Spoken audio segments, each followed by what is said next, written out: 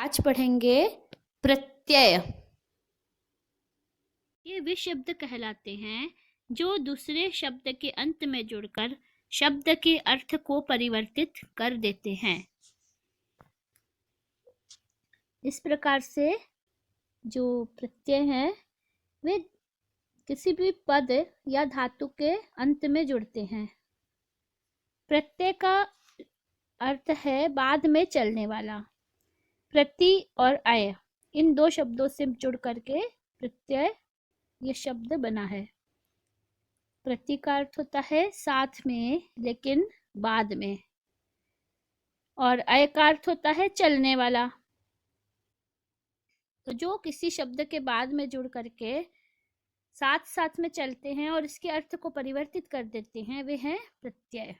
प्रत्यय मुख्यतः 5 प्रकार के होते हैं: सुप प्रत्यय, तिंग प्रत्यय, कृत प्रत्यय, तद्धित प्रत्यय और स्त्री प्रत्यय। अब हम ये सुप प्रत्यय देखेंगे। ये सुप प्रत्यय शब्द रूपों के निर्माण करने के लिए प्रयुक्त किए जाते हैं। ये जब किसी भी संज्ञा सर्वनाम में या विशेषण में लगते हैं, इनसे सुबंत शब्द बनते हैं। और तिंग प्रत्यय धातुओं में लगते हैं, जिनसे विभिन्न लकार बनते हैं और धातु रूपों का निर्माण किया जाता है। इसके बाद हम कृत प्रत्यय देखेंगे। तो कृत प्रत्यय भी क्रिया के बाद लगाए जाते हैं और धातुओं के अर्थ को परिवर्तित कर देते हैं। इसके बाद तद्धित प्रत्यय है। तद्धित प्रत्यय संज्ञा सर्वनाम विशेषण आदि शब्दों के बाद लगते हैं। स्त्री प्रत्यय ये पुल्लिंग शब्दों से लगते हैं और शब्द को स्त्रीलिंग के अर्थ में परिवर्तित कर देते हैं। कुछ तद्धित प्रत्यय पढ़ेंगे जो आपकी परीक्षा के लिए महत्वपूर्ण है। जो ये तद्धित प्रत्यय होते हैं ये किसी भी संज्ञा सर्वनाम या विशेषण के अंत में जुड़ते हैं और इसमें अर्थ में परिवर्तन कर देते हैं। तद्धित प्रत्ययांत शब्दों में कारक विभक्तियां रखती हैं। तो अब हम जो प्रत्यय पढ़ेंगे वह है तसिल प्रत्यय। तसिल प्रत्यय पंचमी विभक्ति के स्थान पर प्रयुक्त किया जाता है। कोई अन्य वस्तु या व्यक्ति अलग होती है तो अलग होने के अर्थ में पंचमी विभक्ति का प्रयोग किया जाता है। पंचमी से अलग होना।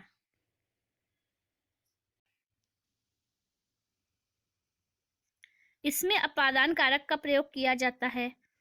तो तसिल प्रत्यय का भी प्रयोग होता है पंचमी के स्थान पर। विकल्प से होता है यह प्रयोग। तसिल का मतलब होता है अलग होना, पंचमी से अलग होना। कारक आपने पढ़े हैं ना। पंचमी का अर्थ है से अलग होना, तसिल का अर्थ भी होता है से अलग होना। ठीक है। वृत्त में तसिल लगा तो क्या हो गया? वित्ततः। ठीक है। वृक्ष में वृक्षात की जगह तसिल लग गया, वृक्षात नहीं होगा वृक्षतः। ठीक है। लिख लिया कॉपी में। ये इसका उदाहरण देखो, वृक्षात पत्रम पतति। इसका जब हम तसिल प्रत्यय लगाएंगे तो क्या हो जाएगा? वृक्षतः। इसका भी अर्थ है वृक्ष से पत्ते गिरते हैं और वृक्षतः में भी क्या अर्थ है? वृक्ष से पत्ते गिरते हैं। वित्ताक्षिणहतम, वित्ततः क्षिणहतः, दोनों का एक ही मतलब होता है।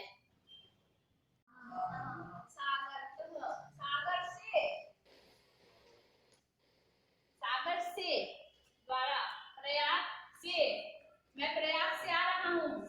अहम प्रयागतः आगच्छामि और प्रयागात् आगच्छामि, दोनों का एक ही है। प्रयाग देहली तहसील अलग होना अर्थ होता है, से अलग होना। देहली तहसील देहलीतः। मैं विद्यालय से घर जा रहा हूँ। अहम विद्यालयात् गृहं गच्छामि। बोलते हैं ना, विद्यालय में पंचमी विभक्ति जब लगाएंगे तो। अब यहाँ विद्यालयात् की जगह पे हम बोल सकते हैं अहम विद्यालयतः। विद्यालयतः विद्यालयतः गृहं गच्छामि। घर से स्कूल आ रहा हूँ। अहम गृहात् विद्यालयम् आगच्छामि। विद्यालयात् गृहम् आगच्छामि या गृहात् विद्यालयम् आगच्छामि। अब यहाँ पे हमने घर से बोल दिया, तो गृहात् में कौन सी विभक्ति है? गृहात् में कौन सी विभक्ति है? पंचमी। पंचमी की जगह हमने कर दिया गृहात् की जगह गृहतः।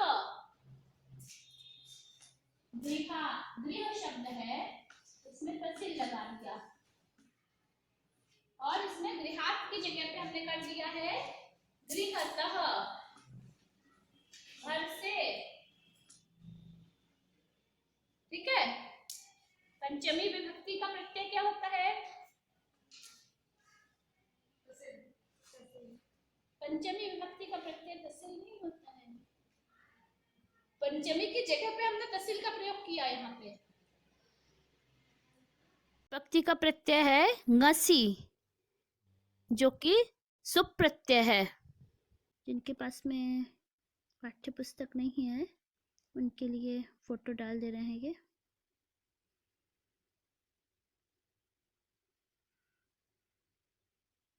ग्रामात का तहसील लगने पर ग्रामतः हो गया है। वृक्षात वृक्षतः। वाराणस्यः वाराणसीतः। नवदिल्ल्याः नवदिल्लीतः। तस्मात् ततः। वहाँ से। एतस्मात् इतः यहाँ से।